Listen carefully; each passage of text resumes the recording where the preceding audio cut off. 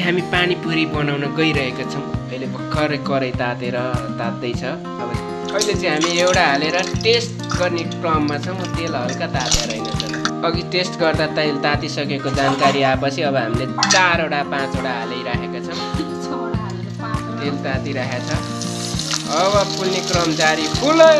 अब फुलेर भलभल भकुन्डा जत्रै भइसक्यो। अब केही छिनमा खान्थ्यो। फेरि अहिले 4वटा हालेको थियौँ भने अहिले 5-6वटामा पुर्याइसक्यौँ। बढ्दो क्रम जारी भइरहेको छ। मेरी आमै धुवा उडेर गाई। फेरि तेस्रो घान पनि भइरहेको छ। गाई फुलेर ल टुङटुङ मकै फुले जस्तो छ। ल प्याज धनियाँ कागती यो थप पुगेन भने फेरि आउँछ। त्यसपछि मटर कोसा। पानीपुरीको सफल चाहिँ एकदम राम्रो छ। यहाँ आलु मिक्स हुँदैछ।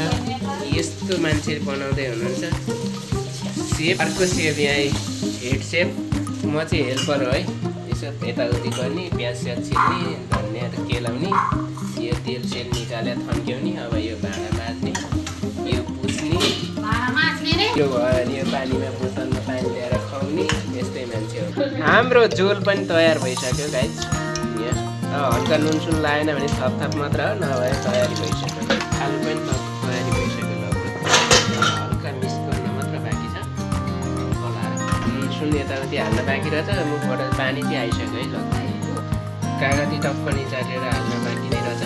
अब यहाँ हालेपछि टेस्टी मुखबाट पानी त हल्का निस्किरहेको छ। मेरो गफ सुनेर हाँसिरहेछ। यता हेरेर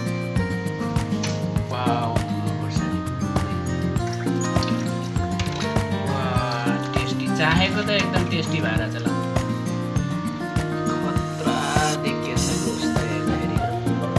चाहिँ के भन्छ पुरी टाइपको ट्याप कतै आलु पनि ठ्याक्कै बनिसक्यो। डल्लो भयो। अब ल्याएर टक्क भर्दै त्यसमा चोप्दै 3टै टक्क ठ्याक्क आइसक्यो। अब हामी चाहिँ यहाँ बसेर खाँदैछौँ। यसरी खाने मुखहरू यस्ता खान्। 2टा मुख यता छ है।